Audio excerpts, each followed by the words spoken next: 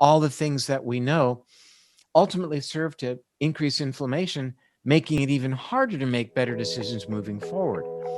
That was a big moment for us. We realized we were onto something. And then, like you say, COVID appeared.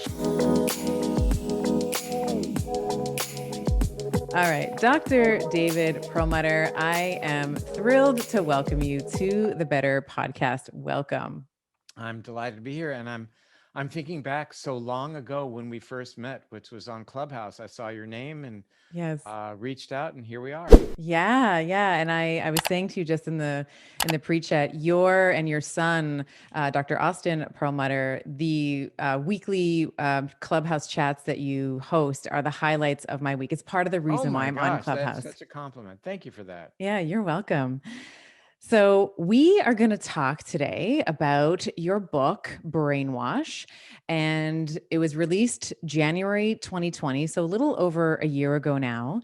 But what I found and what I find so interesting about this book is, of course, it was released. And then a couple of weeks, after that, the world was changed forever with the pandemic. And I think some of the content in the book is in some cases even more relevant with the pandemic than without. So I and particularly you talk about, we're going to deconstruct this through our conversation today, but particularly the gross overactivation of our survival networks in the brain, our stress response, and then how that can augment our decision making trees, right? How we make decisions for better or for worse. So, what I'm hoping, if it's okay with you, is in our conversation today is to be talking about some of the pillars that you outline in the book, but also wherever it's relevant or pertinent for us to maybe speak about how you've noticed maybe some observational, whether it's clinical or just your own personal observations, how this has been really brought to the forefront with the COVID-19 Sure. pandemic. Good. Well, let me start by saying that the genesis of our book, Brainwash, took place oddly enough in this very room, in a conversation between me and my son, and we were laboring over what does it take to be a good clinician, to be a good doctor, to help people to achieve whatever it is that they're trying to work through. And we realized it's a three-step process. The first step is we've got to do our very best to learn as much information as we can. That's inherent in our education, in our post graduation education for those who wish to continue educating themselves. And part two of the three-step process is the transcription and conveyance of that information to the client or patient. We've got to give that information as best we can. So we have to do our best to learn it. Then we have to work on our communication skills so that I can impart to you the information in a way that you can get your arms around. And then part three, we realize is the most ignored and the most challenging. And that is when the ball is hit to your side of the court, what are you going to do with that information? How do you act upon the information that you've been given? We realize that that's where the system seems to break down, that patients by and large don't do the things that we have been asking them to do. In our world, it's mostly the lifestyle issues of changing your diet, getting more exercise, paying attention to your sleep, maybe even going so far as to getting out in nature and even meditating, but really the fundamentals. And we realize that so much of what we deal with on a day-to-day level in terms of illness really is a reflection of making bad choices. So we began to distill this notion that that is where the system tends to break down. And until we came to that realization, the operative paradigm was one where we simply said, Mrs. Jones, you've got to make better decisions. Maybe next time when we see each other, you will have your blood sugar under control, or will have lost the weight, or do all the things.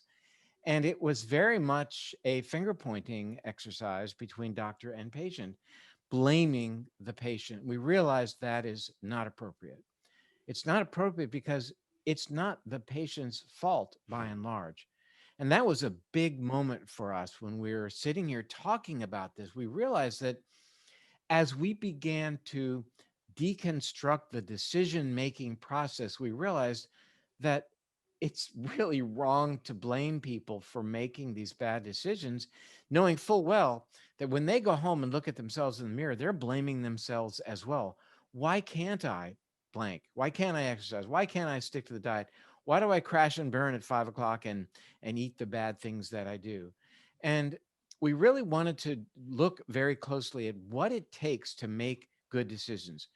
And what we began to understand as we explored it very deeply was that there are two major decision making parts of the brain that are kind of competing for the ultimate outcome, the ultimate decision that you make about anything. One area called the amygdala, a primitive area of the brain, is very needs driven, short sighted, self centered, non empathetic. It's, I want the jelly donut right now. I'll even steal it if I have to. I don't care. It's what I want for me. Versus the area of the brain behind the forehead called the prefrontal cortex, which is the adult in the room, if you will. It's take a deep breath. Let's look at as much data as we have, information, talk about our past experiences with this decision. How might this play out in the future for me? But importantly, how might my decision affect Stephanie? How might it affect my neighbor? How might it affect the planet? And so we began to understand that there are certain things that lock us into the amygdala, lock us into that immature, primitive, impulsive center of the brain. And some of the things that lock us into that area include things like inflammation, which we've been studying for so many years as it relates to Alzheimer's, diabetes, obesity, coronary artery disease, all the big chronic disease processes. And we realized that the prefrontal cortex is trying to be that adult in the room and to exercise control over the amygdala and make better decisions. We call that top down control. But that so many things in our modern world are conspiring to keep us away from better decision making. Now let's get back into the medical office where we are working with a patient who, say, needs to lose weight or needs to gain better control over his or her blood sugar. And we're kind of thinking that that person's not making good decisions. Now that we understand that there is actually a brain substrate, there are parts of the brain that are involved in why that person can't make good decisions, it takes the blame away to a certain degree. It's really not their fault that so much in our modern world has conspired to lock them into this impulsivity that leads to not exercising, eating the wrong foods, going to sleep too late, all the things that we know ultimately serve to increase inflammation, making it even harder to make better decisions moving forward. That was a big moment for us. We realized we were on to something. And then, like you say, COVID appeared. And what did COVID do? COVID delineated the world into people making good decisions and people making bad decisions. People deciding to act in a way that was only self serving versus those individuals who realized that their actions affected others. The other thing that COVID did in terms of delineation was we saw that the outcome in terms of COVID infection was really very much determined by previous decision making. That individuals who had made decisions that were less in line with good health and became overweight, became type 2 diabetic, became hypertensive, had a worse outcome as it related to COVID. So COVID really segregated bad decision makers from people making better decisions. And like you say, in January of 2020, it was a bit prescient because what we're talking about is your decisions day to day have a big role to play in your health outcome. When you layer what happened with COVID on top of that, it made it incredibly clear that our decisions were absolutely fundamental in terms of, our chance of good versus bad outcome as it related to this variable, which was now this infectious agent. I love that. And I think, as a clinician, and there are many clinicians who listen to this podcast, one of the frustrations, I mean, I will just, in the spirit of being open and honest and transparent. In my earlier days as a newer doctor, I had that same hubris, like, what is wrong with this patient? Like, they came seeking my care. I spent an hour doing these clinical tests and telling them their report of findings, and I'm giving them the information that they need. And I think that there was, you can very easily fall into that trap thinking, well, there's malintent here. Like, this patient just doesn't want to get better. And one of the things that I love about really the thematic of your book is that we shouldn't be judging the behavior of the patient or the person, that there's an upstream issue. Like, it's not the behavior. The behavior is a Behavior result. is the manifestation. It's the Who exactly. knew? Yes, who knew? Right, exactly. So all of these behavioral mod interventions are not actually getting at the root cause of the problem.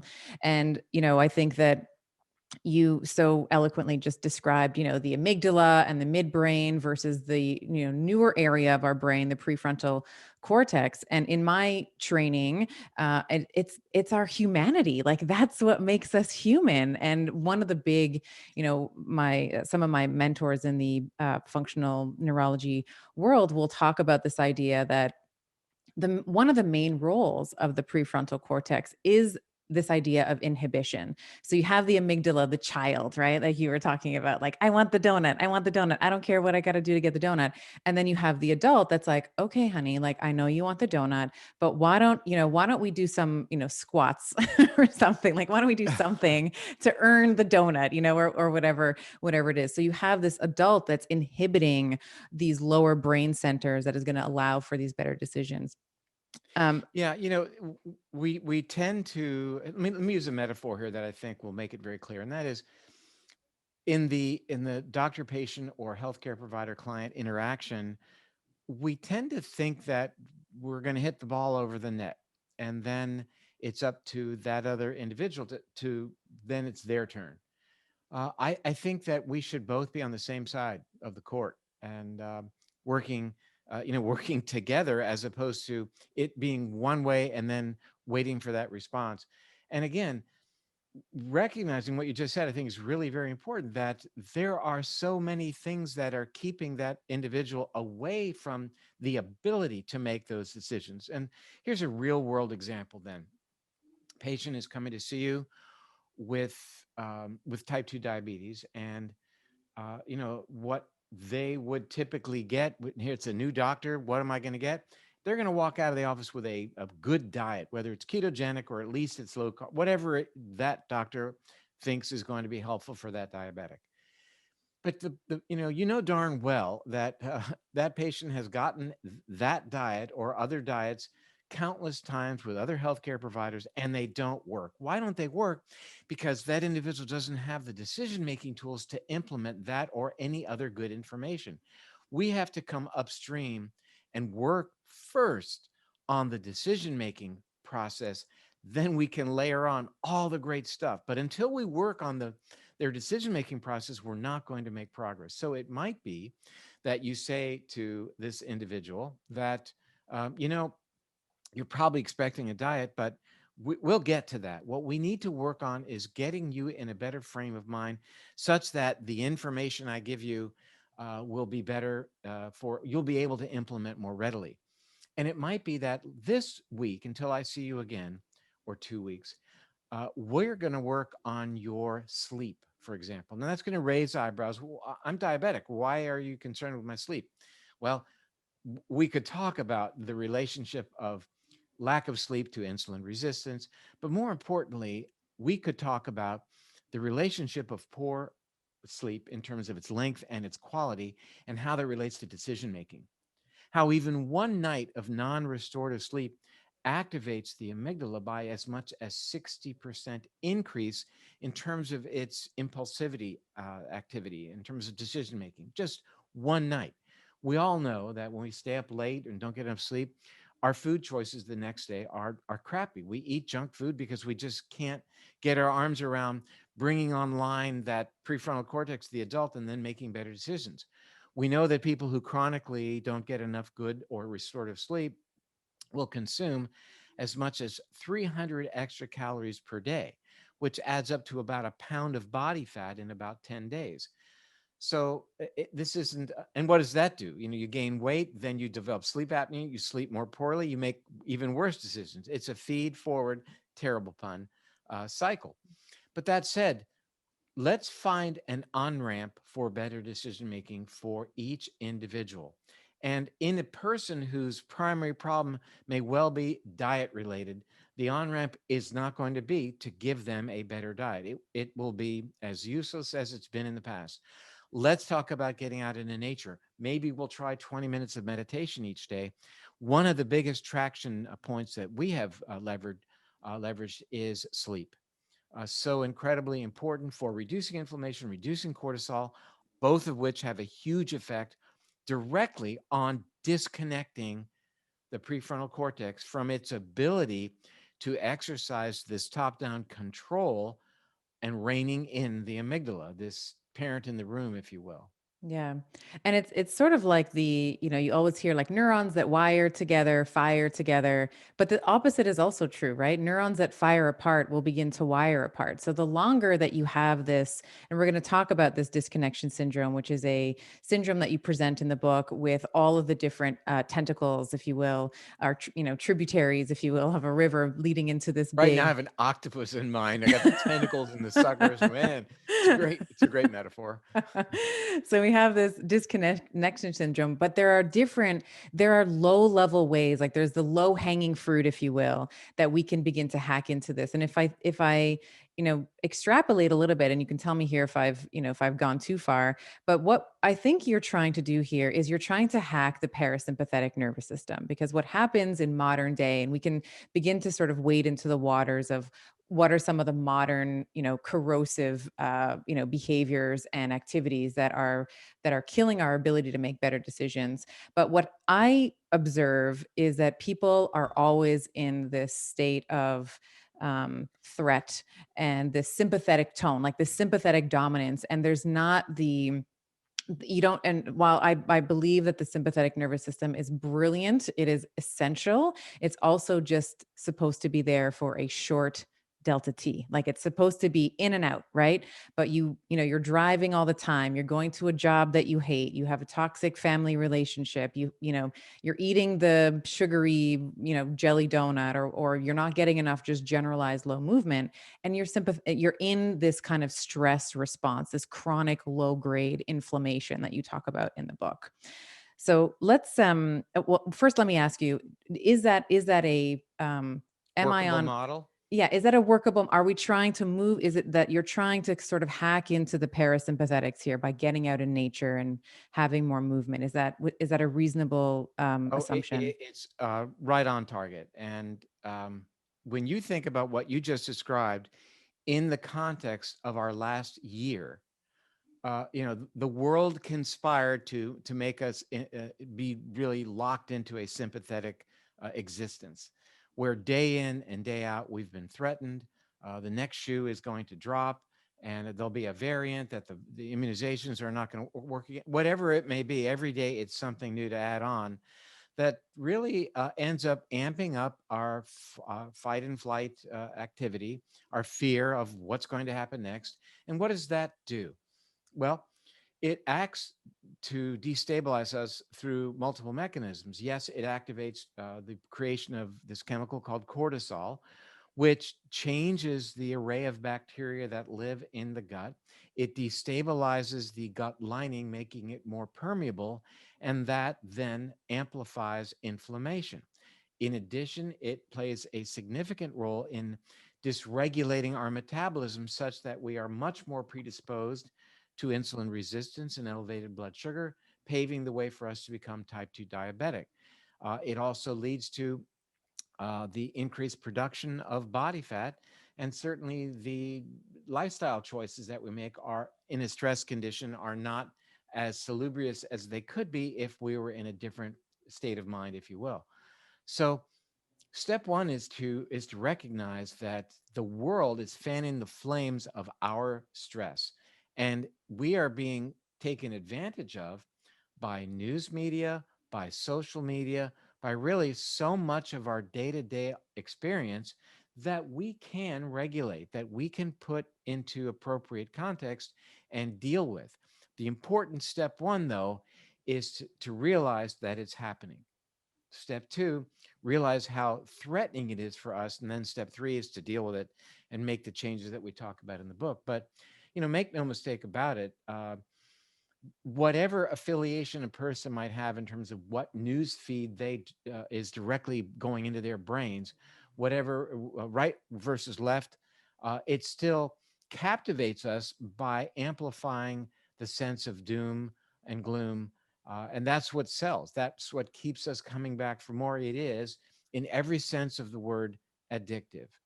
The problem is that the more we experience that, the more we feel that we're going to miss something if we don't stay tuned in. And we seek out then ways of quickly satisfying ourselves for the next issue that's going to come along. Hence, the incredible number of pop-up ads that appear magically in our feeds, magically in an area that we were thinking about or may have been speaking about just yesterday. How does that happen? I'll leave that for others to describe to you. But the point is, it immediately takes us away from anything that we may have been doing that was good for us or constructive. And it really gets us to, I think, our discussion of social media and what is our online experience like, and how destructive that is in terms of actually, as you mentioned, rewiring our brains. You quoted the work of Dr. Donald Hebbian theory, who stated that neurons that fire together will ultimately wire together. It means the more you do something, the more indelible that connection becomes. It's how you learn how to swing a golf club or play a tune. And if your mind is constantly engaged in the sense that the next threat is going to come right around the corner, your body and mind are going to be set up for that. And it's going to be very difficult then for you to appreciate that the world is in a different way, that the world is actually, a loving environment for us today for the time that we have left. And, that's for many people the notion that the world is flat, not round. They just cannot get there. And we talk about that in the book because the more we lock into, as we talked about earlier, the amygdala, the less we are able to engage something called cognitive empathy, which is basically the ability of a person to experience another person's perspective. For example, you may feel a certain way about something. Cognitive empathy on my part would be for me to try it on. What is it that you're telling me? That I don't know, pick something outlandish. The world is flat, and I don't necessarily believe that, but you may believe it. And I think that the agora, the marketplace, is where we used to freely exchange ideas and come up with new ideas. These days, it's one way or the other. It's either black or white. There's no gray. There's no common ground. And, that is to our detriment on multiple levels. Number one, we don't make progress that way when we dig our heels in. There's no coming together and sharing of ideas. And number two, when we lose cognitive empathy, we enhance our connection to the amygdala to lock us into short sighted thinking and self centered thinking. And we lose not only cognitive empathy, but another type of empathy that is, in my opinion, equally important, and that is emotional empathy. And that is the ability that we have, which can be cultivated, to experience the emotions of another person, not to try on what he or she is thinking, but to experience their emotions. I mean, we know this when you watch somebody stub their toe. We say, "Oh, ouch!" We make the face that somebody would make if they would stub their own toe. But that's important that we share in the pleasures and pains of other people. And that makes us more caring and compassionate individuals as we lock into the amygdala based upon all these inputs from news, from social media, et cetera. We even lose that ability. We lose the ability that we have to be compassionate beings.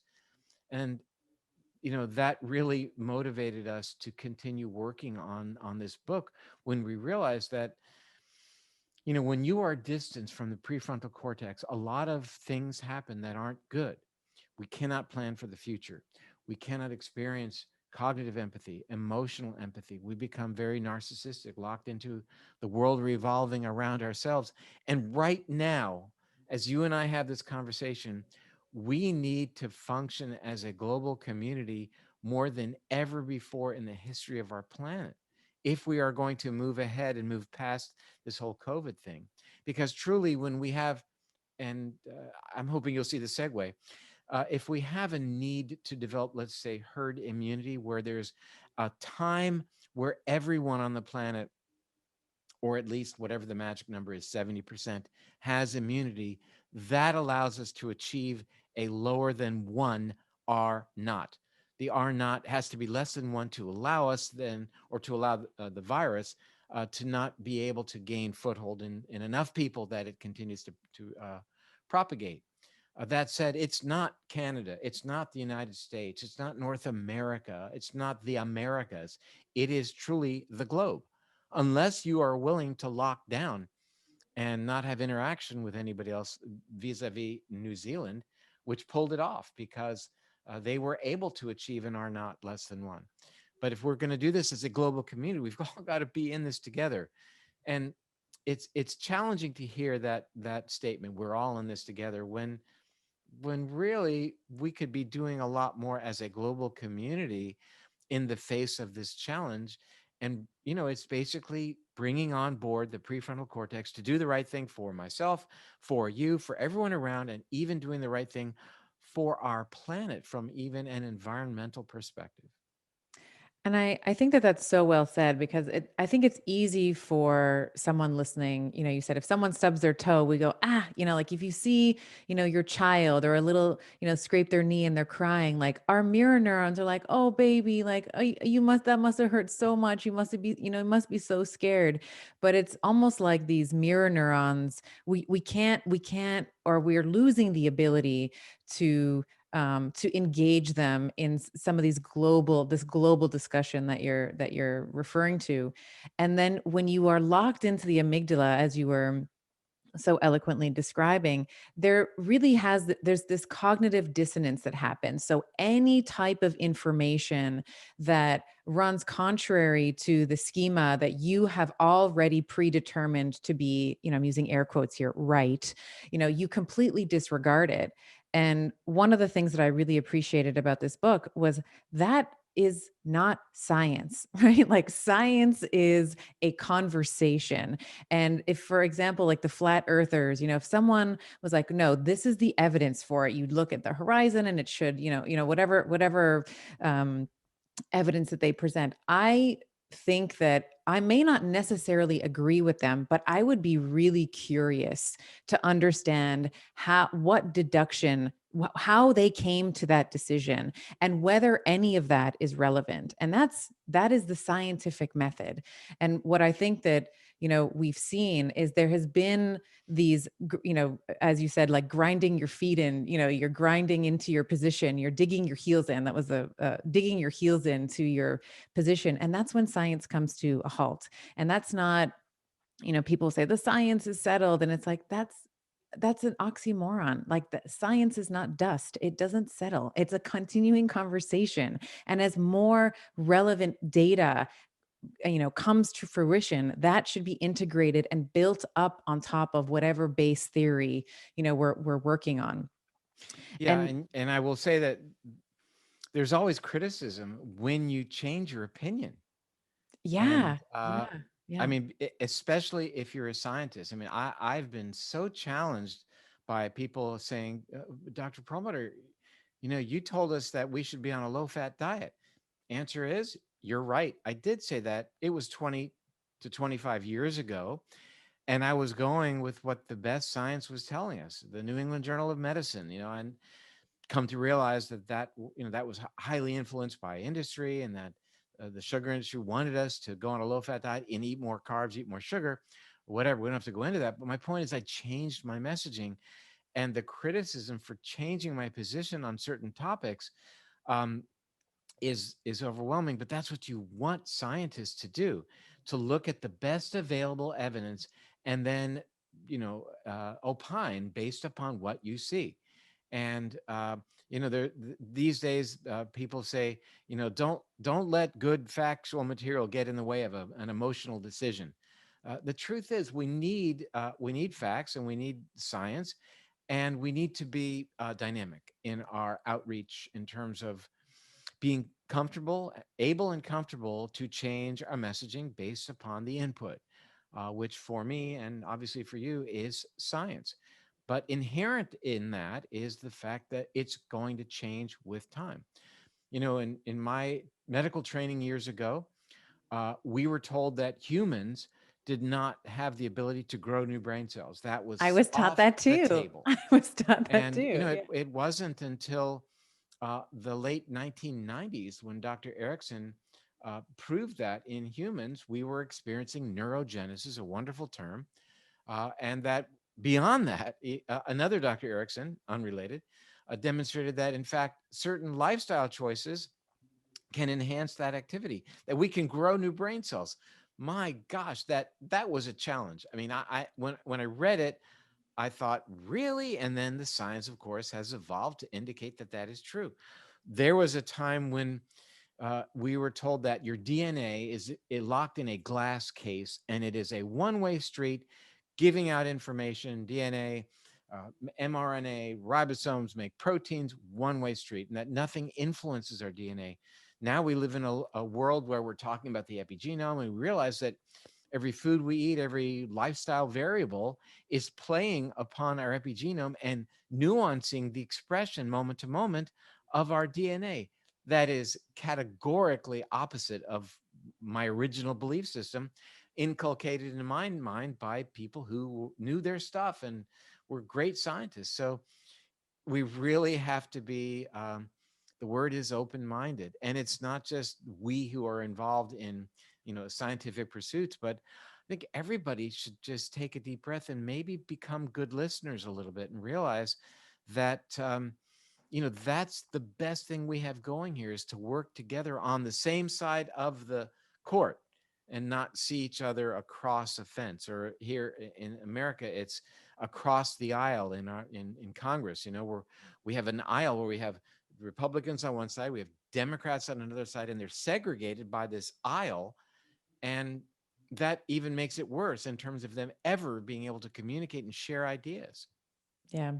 My grandmother, who never published anything, used to say you have two ears and one mouth for a reason, because you should be I listening like that. twice as much as you talk. So, there's some wisdom, some basic wisdom in there as well. Let's talk. We've touched on sleep. You touched on a little bit of excess adiposity.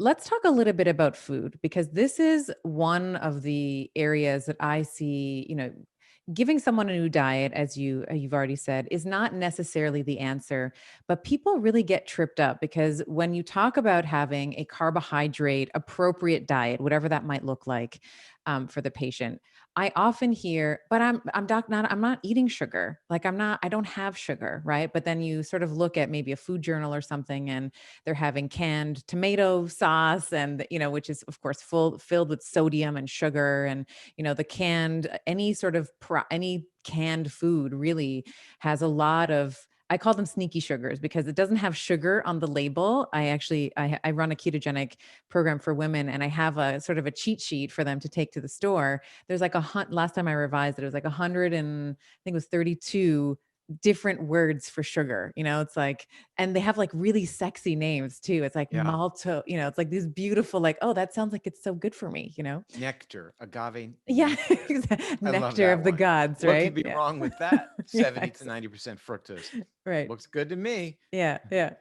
So can you expand a little bit on how sugar, whatever sexy name we want to call it, sugar, processed as glucose or fructose, um, how that influences our brain in terms of our decision making vis-a-vis inflammation, or however you'd like to Sure.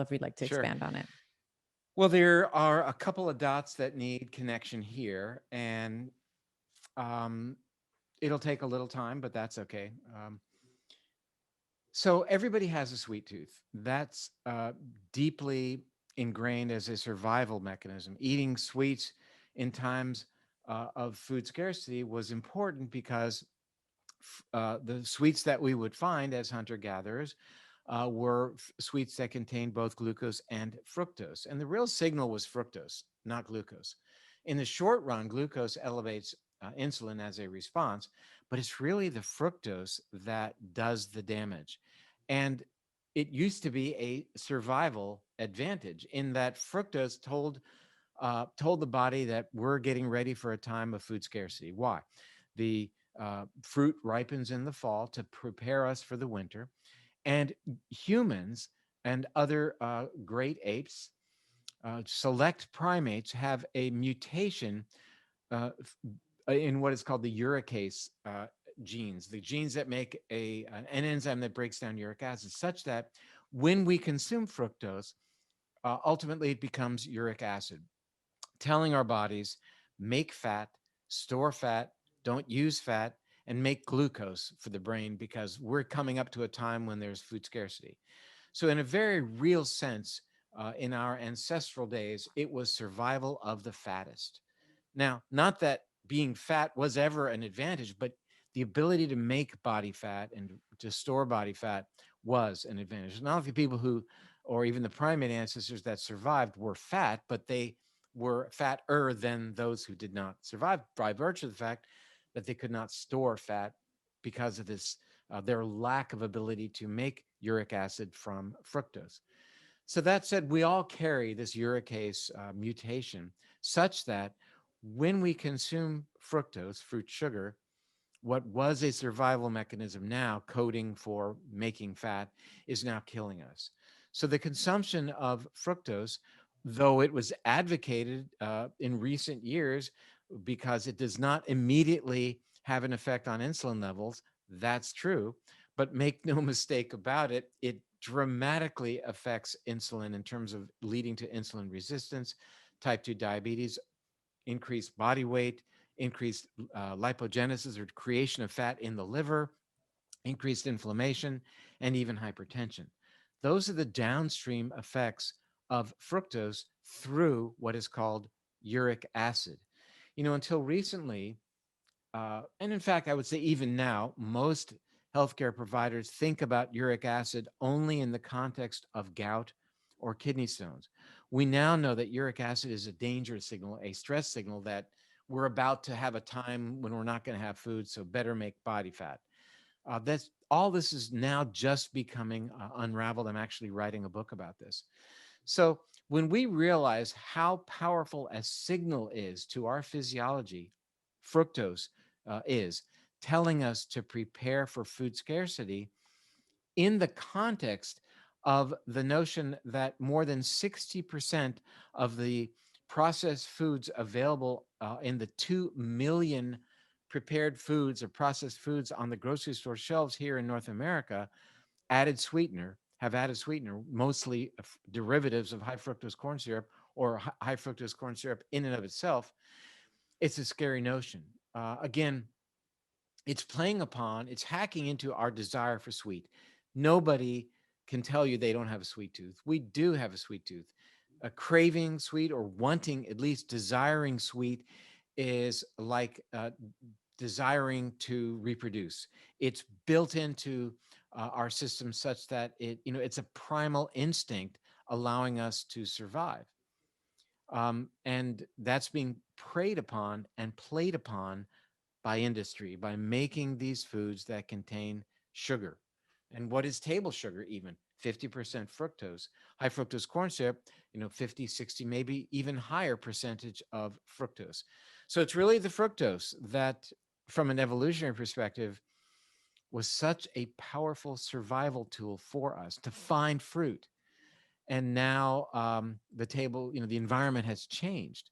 So our genetics loaded the gun, and our environment now is pulling the trigger in terms of all these downstream effects in terms of chronic degenerative conditions like heart disease, like Alzheimer's, like cancer, type 2 diabetes, obesity, that the World Health Organization ranks as the number one cause of death on our planet, not COVID. The number one cause of death right now, when you and I have this conversation, are chronic degenerative conditions which are by and large related to lifestyle, which are related to inflammation. Now, your question, I think, looked at how does this then play into decision making? And that was one of the important revelations of our book, in our discovery, in our research, is that inflammation disconnects the prefrontal cortex from the amygdala and allows the amygdala to make worse decisions. Yowzer. I mean, think about this. When the amygdala rules the day, decisions are made based upon what's best for me, not you. Short-term thinking, environment be damned, my future be damned. It's what I want right now. I don't care how it plays out in the future. In the context of the Western diet, which is high in sugar, increasing inflammation. What I'm connecting here is the Western, now global diet, higher in sugar, leading to inflammation through multiple mechanisms, changing our decision making to being short sighted and self centered. And we're seeing that play itself out around the globe. It's a big concept, isn't it? That the change in diet of our planet being perpetrated upon us by the global food purveyors, and there are only a handful of them, is changing how people around the world are behaving, how they see themselves, and how they're seeing others. So it is. It's a sobering realization when we connect those several dots. The good news is there are some clarion calls out there. There's small voices in the distance who are making this information known to others, and hopefully people can realize what's going on and change their destiny. And what I think is so important is this message of hope, because I think that we have these big food and big ag where you have, potato chips, like Lay's puts their, slogan, like, I bet you can't eat just one, right? It's like, You can't. it's because it's bliss. It's like this bliss point food where our brain just keeps coming back for more. It doesn't quite satisfy us. We need another one and then another one. And then the whole, like, just like the commercial, you see like everyone taking the little chips and then it's all done. And I think that, you know, for the listener, for the reader of this book, it's like, okay, there's not something, I'm not broken. It's not something where I don't have the wherewithal or the the power to resist. It's like these things are baked in, they are designed to make you go back for more. They're designed to make you binge. They're designed to, light up looks like your brain is on crack when you're having, some of these foods. Um, let's talk about how we can begin to with this understanding. So we understand our sleep is being hijacked, the devices, we are seeing the algorithm from the social devices now, coming out in from like from URL into IRL into in real life, from the algorithms of Instagram and Facebooks and all the other social media channels. We see this division in our society, but how can we begin to pull that back in? How can we begin to tighten the Well, I, reins I on think this? job one is recognizing that it's happening. Yeah. Recognizing that these are deep hacks into our primitive brain survival programs. That's the reason for adding salt and sugar and fat to our foods, because we are wired to seek out salt. It maintains our blood pressure. We're wired to seek out fat because it's a very dense source of survival calories. And we're certainly wired to seek out sugar because that signals our body to make and store fat and to make us a little bit insulin resistant. We're also wired to be social beings. We're wired to live in community, right? With division of labor and supporting each other. That was a powerful survival mechanism. And that is being hacked into by this thing called social media, which is anything but. It is not social media because it's leading to further isolation. So, how could we call it social? But that's what happens.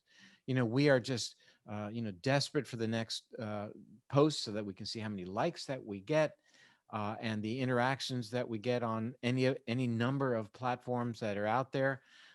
We feel are sustaining, and we feel that we are socially engaged, and we are to some degree, but nowhere near the level of social engagement that is so good for us that we get from being with another person, interacting personally.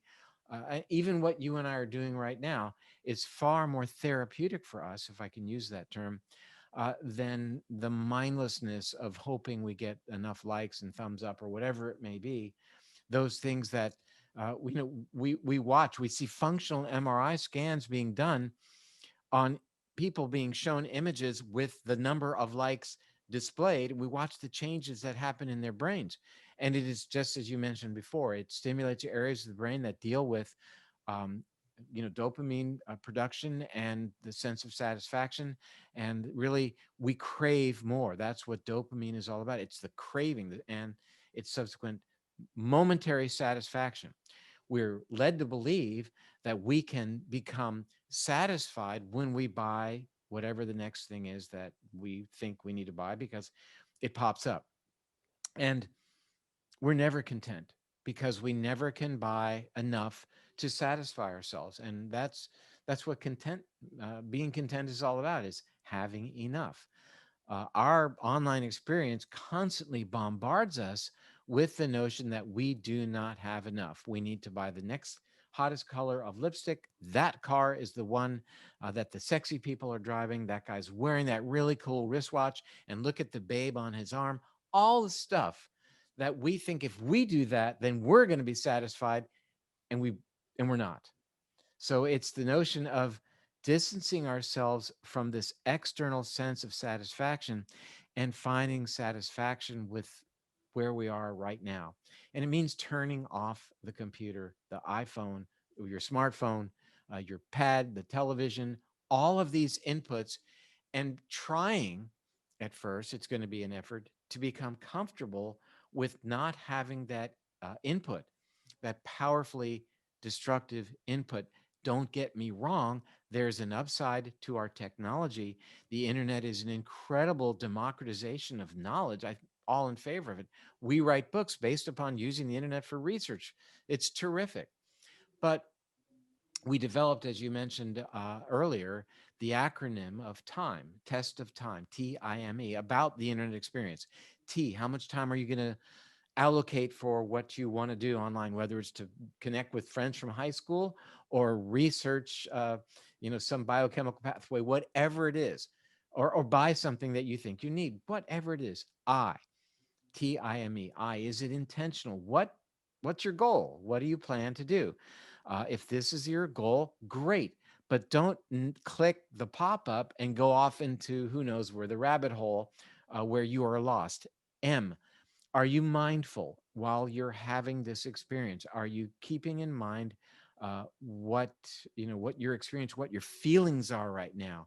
Are people playing with your emotions? Is this really what I need to be doing during my time online? And finally, E, is it or was it enriching? Now that it's over, am I net positive? Am I feeling like I accomplished something good for me?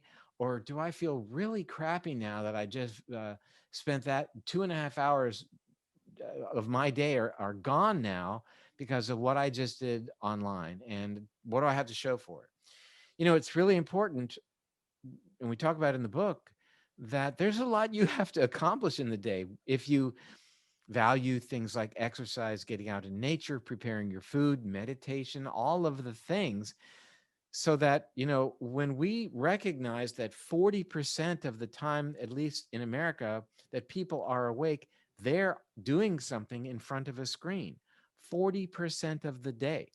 That adds up in a lifetime to 22 years of screen time.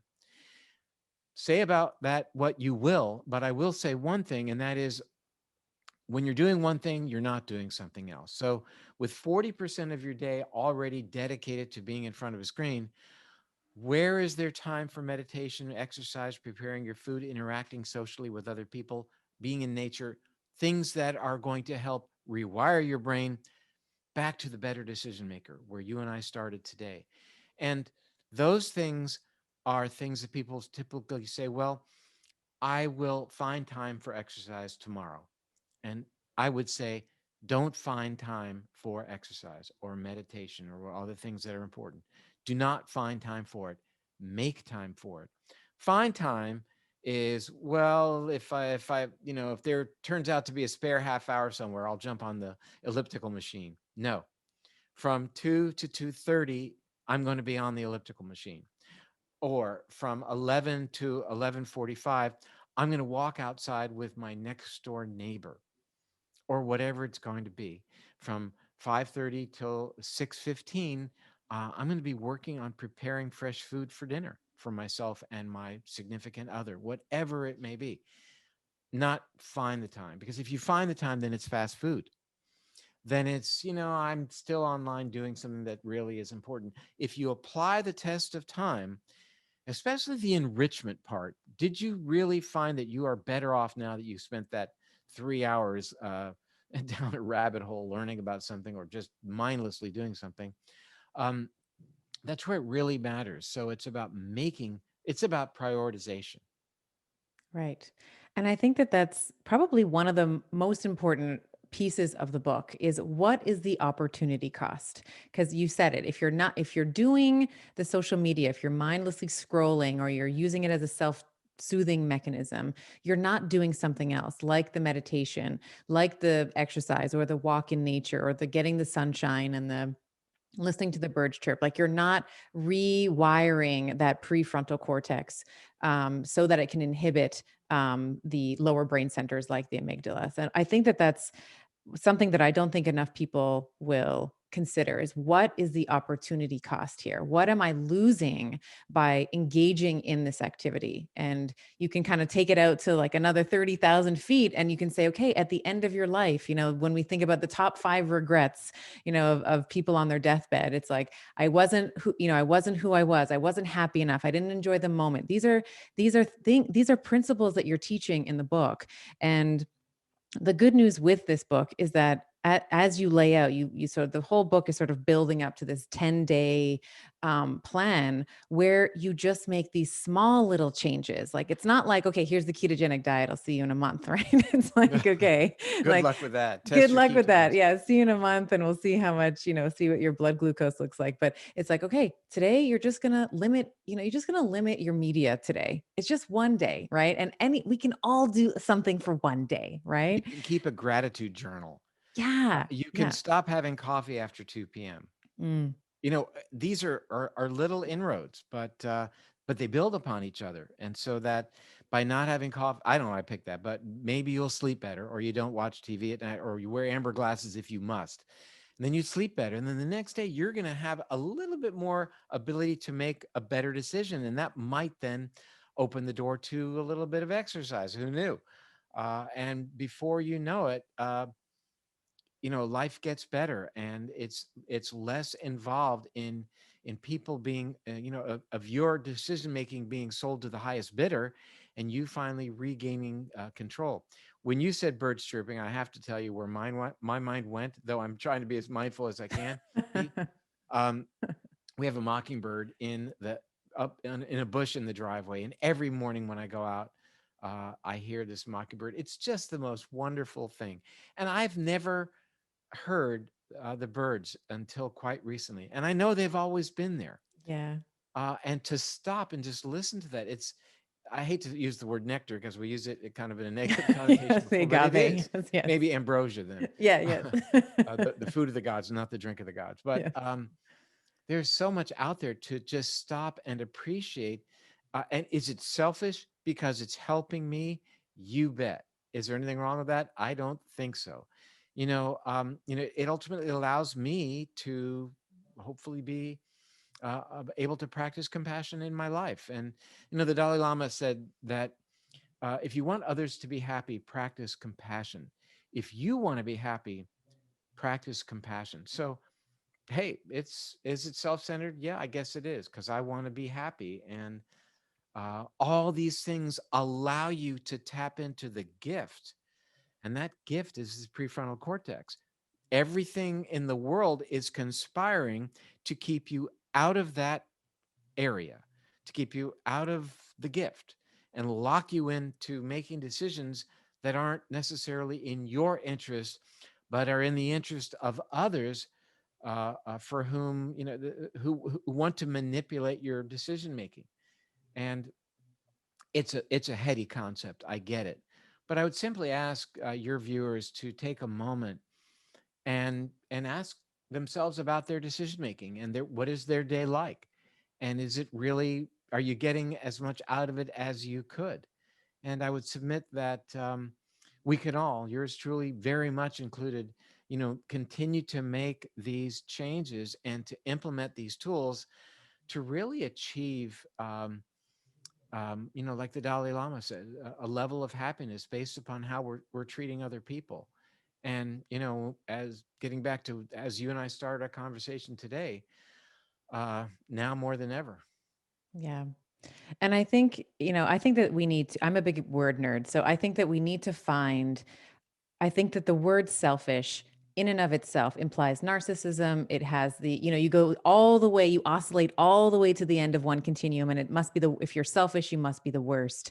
But what's actually worse is being selfless, where you are not concerned with the self. And if you just look at the word selfless, so less than self, you are not taking care of your body, which and your brain, which is your temple. It is the only wealth that you have. It is the only place you ever have to live, really.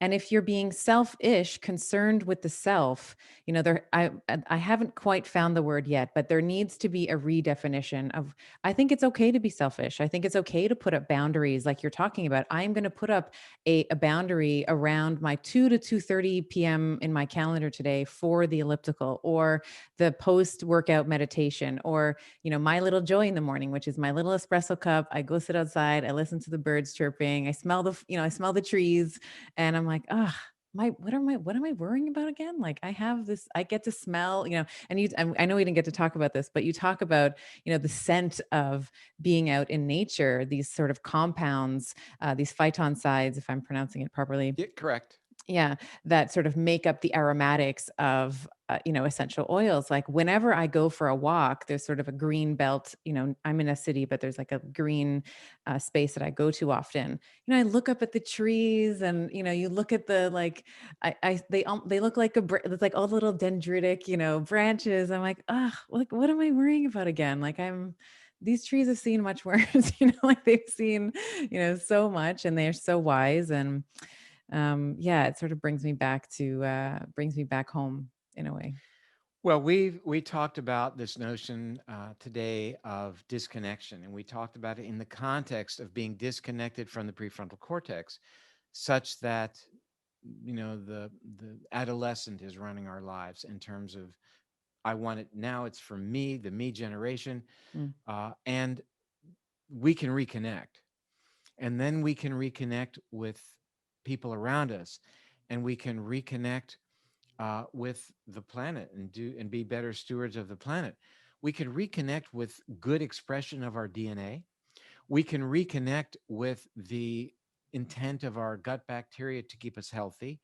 So this notion of reconnection, I think, can be interpreted through multiple lenses, and it's the disconnection from each of those things that I have mentioned, I think, that is leading to our degradation of not only our health, but our happiness as well. I mean, we live in a world where there is this narrative perpetrated upon us whereby we have this sense that we can do whatever we want in terms of our lifestyle choices, and then industry is going to create a fix for us. If we suddenly wake up one morning and we're a type 2 diabetic, why, the doctor has a prescription pad that will prescribe us something wonderful to lower our A1C. If we become hypertensive, why, there are drugs for that. You name it, there's a fix. Well, I think we had a real eye opening experience this past year where suddenly industry failed us globally in terms of a fix. Now, there have been a lot of interesting revelations that have happened in the past 1 year, and I think that's one of them. And the fact that even though you are a treated diabetic, hypertensive, whatever it may be, your risk that this you and I started today was called out by the current pandemic situation. So again, it's about agency. And I think we really want to reclaim our agency over our destiny. I've never said that actually before, but agency of our destiny. That's, I like that.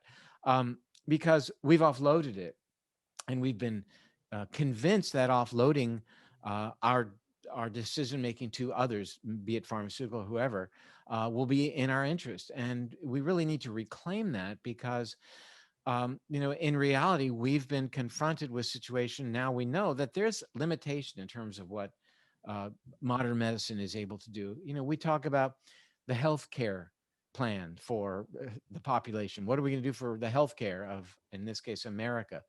And I would submit that our healthcare system has nothing to do with health. It's illness care. It's what do you do when you become a diabetic or you have a car wreck, whatever it may be. That's under the umbrella of healthcare.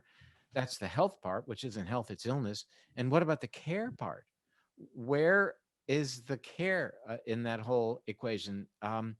I'd like to see more of that. I'd like to see more compassion and interaction between healthcare provider and recipient in relation to the incredible power of one human connecting to another human. I mean, it's part of our education, or at least our dream, part of the Hippocratic Oath, perhaps. But in the reality of our modern day, there's, with all due respect, precious little of that actually happens. And I think there is an incredible value of that personal interaction between healthcare provider and recipient that is so much overlooked these days. I love that. And it's like Wizard of Oz, right? Like you can go home whenever you want. And I think that when we, when we continue to delegate, as you're saying, like delegating our health to, whatever statin, whatever pill, or, for any ill, I think that you give away your power in a way. And what you've talked about in this book, and many of your books really, is this idea of self agency. So I really appreciate you talking about that. And I think that that's a great subtitle for whatever next book you're writing. Um, I could let you in on a little something. Please do. All right, the title of my next book is Drop Acid. Are we talking like back to uric acid? Is that what You we're bet. talking about? Yeah, good. I can't wait. Well, we're going That's to all it have you. refers to, is dropping acid. I love that. Well, it's very clever. All of your books, Grain Brain, all of them have been wonderful. So we'll have you back on the pod when Drop Oh, good. Acid Looking is forward to here. it. Thank you, Stephanie. So tell my listeners all the places that they can find you. So obviously they can pick up, tell them where they can pick up Brainwash, where they can, if you are on social media. I know that you probably have, a boundary around how much social media you engage in. But if people want to find you more about your work or your son, Dr. Austin Perlmutter, where can my people find you? Well, Brainwash is available around the world in multiple, I think 14 languages now. And it's available online and most bookstores. I'm at drperlmutter.com, drperlmutter.com. Gee, Austin, I can't readily give you. I think anyone just Google Dr. Austin Perlmutter, Austin Perlmutter, and you'll find him. I should have memorized his I places. we're friends on Instagram, so Good. So you I'll can put his maybe put that Instagram in as a handle. graphic. Yeah, I'll put Sorry, that in Austin. too. I do my best. But anyway, our book, co-written by Austin, is available everywhere. So thank you for that. Wonderful. Well, this has just been truly such a Oh, I know the delight. name of his podcast. Oh, what is the name of his podcast? It's Get the Stuck Out. Oh, you guys are so clever. Get the Stuck Out. And I will say also, if he's one of the top writers for Psychology Today, and so he can be found online on Psychology Today. Awesome. I'll have all of this in the show notes for our Awesome. listeners. Well, it's just been such a delight talking to you. Of course, I followed your work for many years, and speaking to you is just, when I was putting together, lists of guests that I wanted for the podcast, you were one of the first people on my list. So Oh, this is goodness. like a Thank you. dream come true for me. So thank you so much for your time, your presence today, and your focus, which are, non-renewable sources of energy. And I really appreciate your brilliance today. Thank you. Thank you so much. Dr. Stephen Gundry is the video that's coming up next for you. Just click right here. We're talking about the microbiome, energy, postbiotics, mitochondria, and how to get your energy back. Continuous ketosis, 24 hours, 7 days a week, 365 days a year is really dumb.